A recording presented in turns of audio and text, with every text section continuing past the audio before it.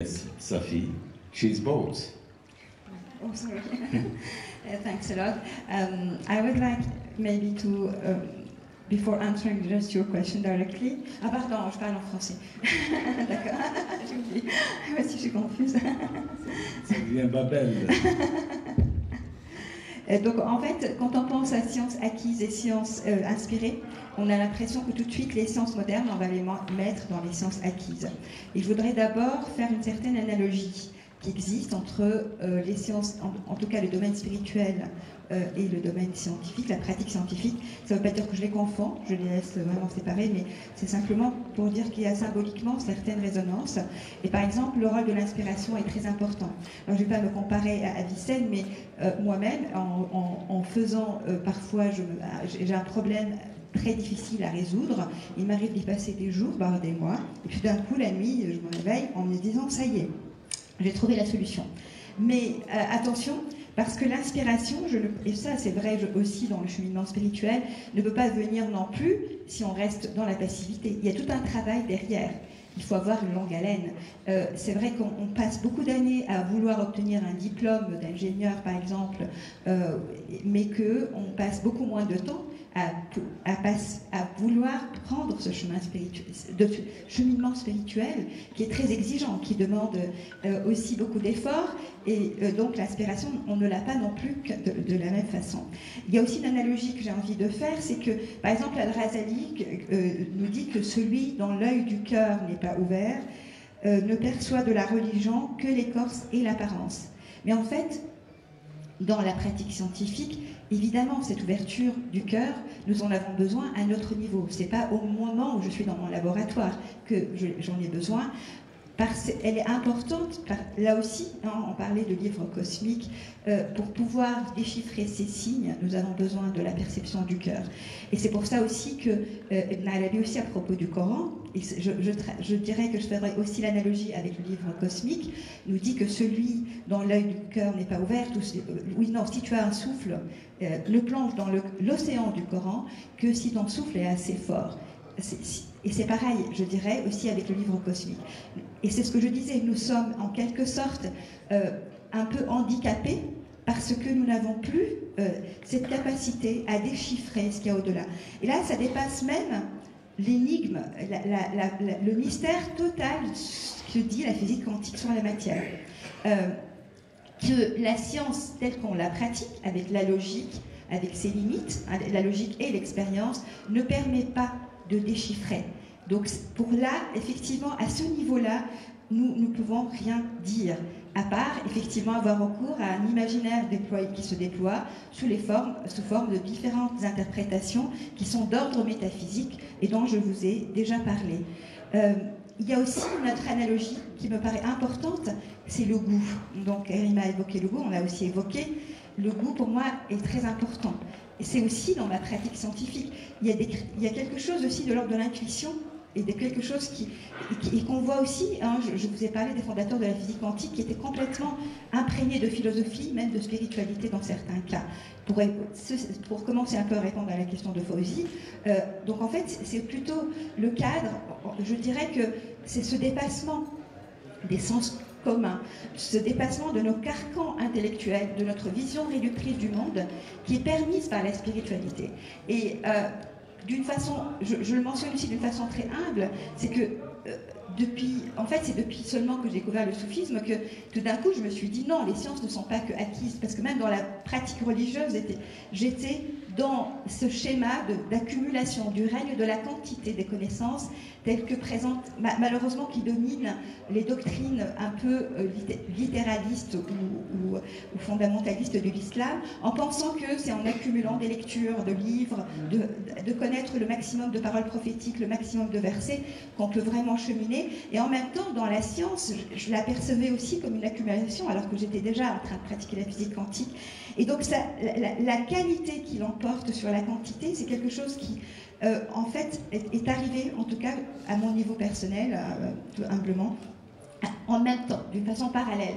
Et je me rappelle aussi d'une fois où je présentais mes travaux devant un comité d'évaluation de notre labo. J'avais présenté une sorte de théorème que j'avais dérivé. C'est rare qu'il y ait en théorie de physique, en tout cas, des théorèmes. Et en fait, les personnes, le jury était très étonné, mais pourquoi personne ne l'avait trouvé avant? C'est curieux. Et je leur ai dit oui, mais parce qu'on reste enfermé dans un carcan, dans des limites. Et que, en fait, ma capacité à dépasser ces limites m'est inspirée quelque part par une sorte de spiritualité, de raison ouverte. Et je m'inspire aussi de quelqu'un comme Ibn al-Haytham, qui est le père de la physique, et qui disait que il était vraiment, pour l'esprit critique, c'est une citation que j'aime beaucoup, c'est que sois l'ennemi de tes propres croyances. C'est même pas remettre en question tout ce qu'on lit, mais tout ce qu'on croit nous-mêmes. Mais aussi Al-Ghazali, contrairement à ceux qui l'accusent d'avoir été l'origine, le frein de la science, Al-Ghazali était complètement dans la critique de taqlid, du suivisme aveugle.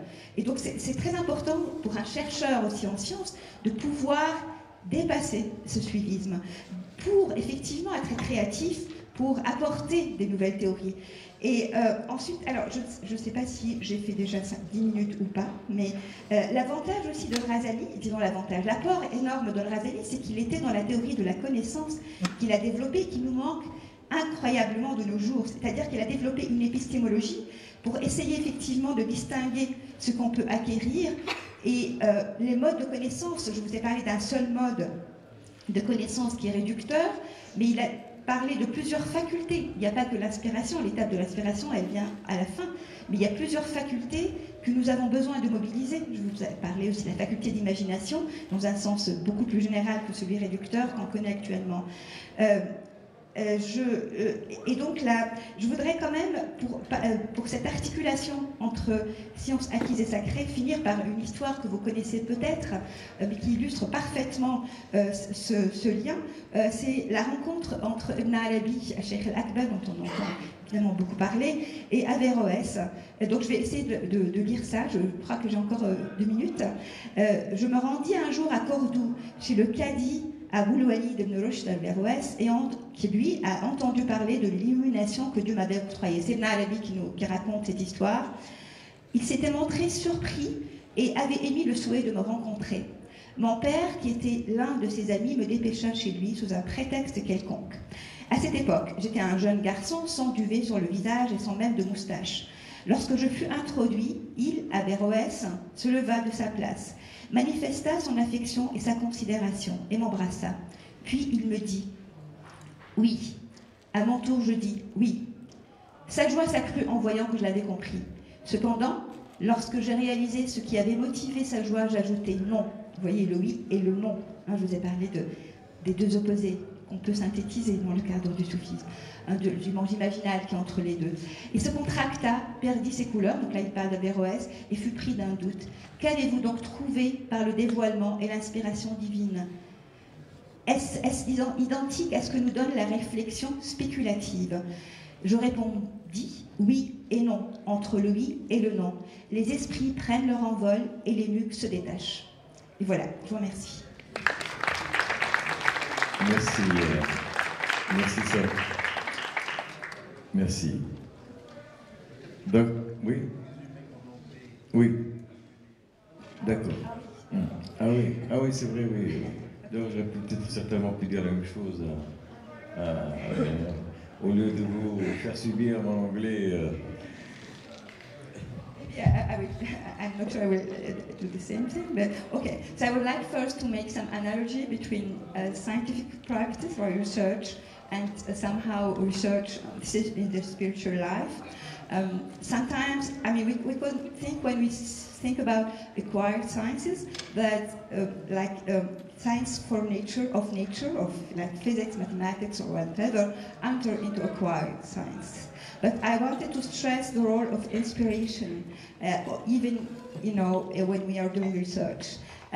So Marianne spoke about Avicenna, who somehow got inspiration during, while sleeping, and in a very modest, of course, manner, I say that sometimes I can spend many days working on difficult problems, theoretical problems, because I'm doing theory, and sometimes, during night I have just some, the solution which comes.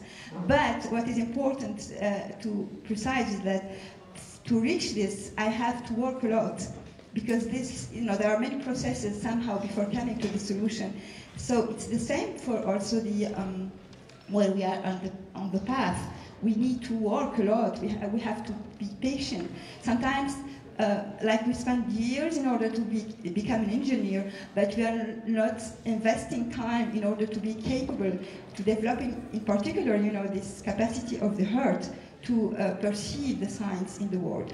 And the other analogy is precisely this about the heart, because Al-Ghazali said that the one who has not the heart's eye open, cannot perceive from religion, perceives from religion only the appearance. But the same is true for scientific research, even though, of course, I'm not, somehow, I don't need my heart always when I'm doing research, but it's at another level. Indeed, I would say that there is no meaning into truth quest in science without quest of meaning, you see. So, and it's at that level that I need the heart, because this cosmic book, which is analogous to the Quranic book, needs also to have open hearts in order to perceive the science, in order to see the meanings of the symbols, the ayat, which are the same word for Quranic book. Now, another also analogy I'm making is concerning the taste. So the taste is also important somehow. I need this because this is the desire to find, and the pleasure somehow in the research is very important, even though it's not at the same level as in the spiritual path. Now I said also, if I remember, well, I wanted to speak about perplexity, but it's okay, I will not add to my, it's okay. Al-Ghazali also has something which is very important with Al-Ghazali is that he really developed an epistemology, and this was like somehow theory for knowledge, which is very important.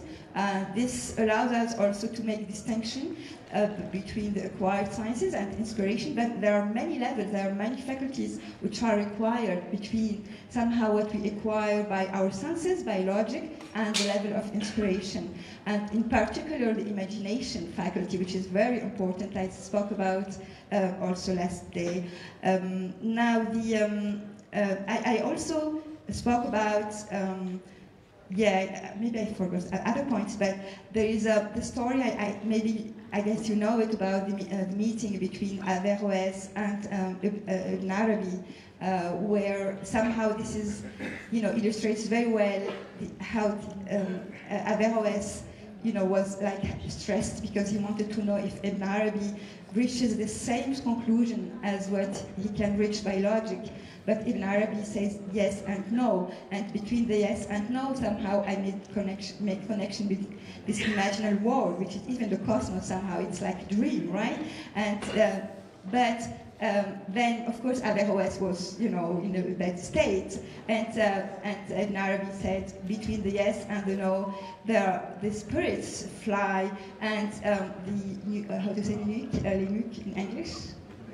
Necks are cut. Yeah, so I hope. Thank you. Merci beaucoup.